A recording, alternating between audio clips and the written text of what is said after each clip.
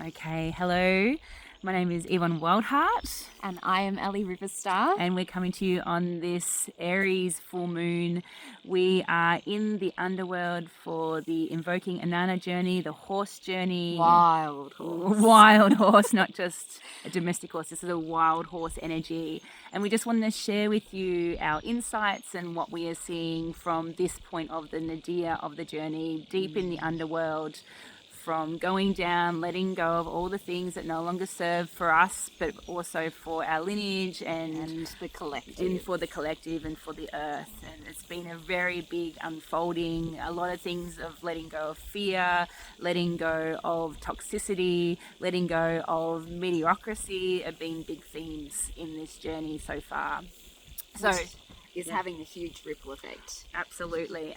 So we come here on this Aries full moon just after, 2 weeks ago. I don't know whether, hopefully some of you have seen the post. So this is almost a follow on from my post that of the big letting go that myself and Ali and a few other women in our community did at the eclipse full moon, and it was about letting go of the patriarchal thread of control and domination over anybody, all of us, whether female, male, masculine, feminine energy. Well, it's really about the feminine and masculine energies. Yeah. It's about the masculinity energy of controlling the feminine, and that can happen within. We all are feminine and masculine, and it takes both parts to make us an individual. So it was really around the toxic masculinity of the patriarchy that has unfolded, and women can embody that too. Yep, absolutely. That's been a huge thread. Absolutely. And showing up as a whole balanced person, a being. Yes. Yeah.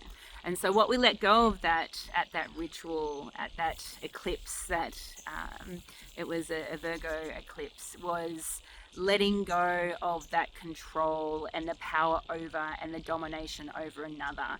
And the themes that kept on repeating was never again, never again, Never again, never again. So it was a very, very powerful spell crafting and releasing ceremony that we did. And so 2 weeks later, under the full illumination of that spell, what we are seeing here is what's coming up for both of us, but it's a theme that is both within as without, as above and below. So it's for all of us, is how we have been dominated by another, controlled by another, and suppressed, quietened, hushed, all the things, that suppression and that needing to control and the needing to dominate over another, and the abuse that comes through with that, and not just here and now, but the ripple effects that's come through all the lineage of the time, like this wounded patriarchal culture that is both within the masculine and the feminine energy. And so here we are at this full moon. It's fully alive. We're seeing it out in the world through, the rumblings of war and control with the digital ID and, all these threads. But even on the micro scale, like how that's showing up in people's news feeds and, when you walk down the street, all, the energies that are around, it's the polarity is significant. Absolutely. So what we are here in the underworld of the Inanna Journey, and what we're seeing is this taproot that needs to be released, but before that we need to see it, and this is the full illumination of the full moon. So it's quite interesting being in the nadir of the underworld in this Invoking Inanna Journey under a full illumination, full illumination of an Aries full moon, a Mars ruled full moon, this energy of just go, and it can be linked with the unhealed version of the Aries energy is the wounded masculine energy of domination and control, and just wanting to use aggression to get what they want. Or even the micro scale of planting little things across the board here and there.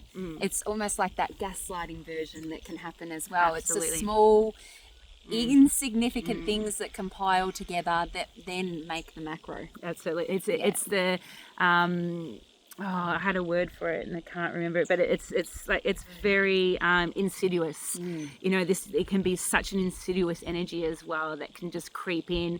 And where I'm seeing it is, you know, through the kids on the fucking video games, you know, and how they're being drawn into through ads and sort of, you know, those video games like Roblox and things like that the kids are playing in secret. And we've spoken to my kids and we're going through this at the moment, is this predatorial energy, this very heavy, dense, wanting to feed. It's like that patriarchal energy. Yeah, it's a parasite. That seems to be what's arising at the moment. Yes. The parasitic view of things. Yeah. And how it can leach and it feeds off the light. And it comes through so many ways, and our young people are deeply in this through their social media. They've just got access to, it's like this parasitic energy has access to them through the internet and things like that.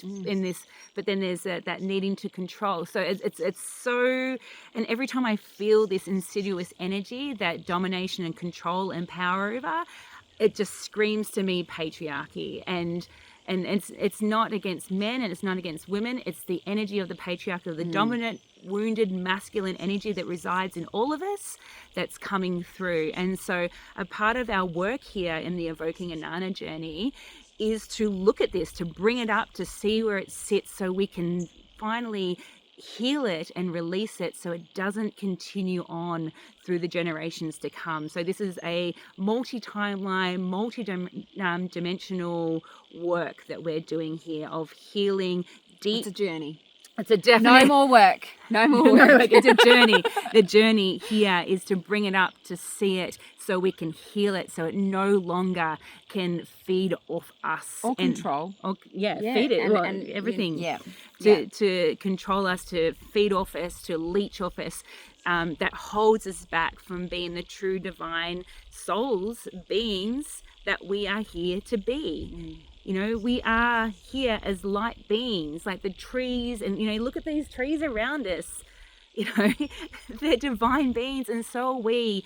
But we are told through messages and through power over and control that we are not of the light. And I'm calling bullshit on that. So here we are in the underworld of the Invoking Inanna Journey, under the illumination of this full moon in Aries, calling bullshit on this controlling, dominant energy. And how do we come back from this? This is the turning point. This is the turning point. Yeah. And we were talking about radical consciousness, and that we can all decide to choose that if we want to. That's right. And it's a choice. It's a choice if you want to continue doing what you're doing, or choose something different that takes courage and true heart and the ability to just say yes. Absolutely. Yeah. And so this doesn't continue on in our lineages for our children and our grandchildren and our great-grandchildren to deal with. Like, this stops here. No more are we going to carry this through. And so this is our mission here. This is what we're here to do. It's not easy, and it's uncomfortable. It's awkward and awful and painful, and so... But also it holds a lot of beauty. Of course it does. It holds so much beauty when we can sit with that and recognize it and be with it and tend to it lovingly. It can hold so much beauty, because it doesn't have to be ugly and dark and awful. We can acknowledge that is there, but we can certainly flip the narrative. Absolutely. And this is what we're here to do, is to shine light on it, to bring the beauty way of love, of this high frequency divine love into this. And this is what Inanna is about. She is the goddess of heaven and earth, going down into the underworld to see what is here at the very taproot of her existence.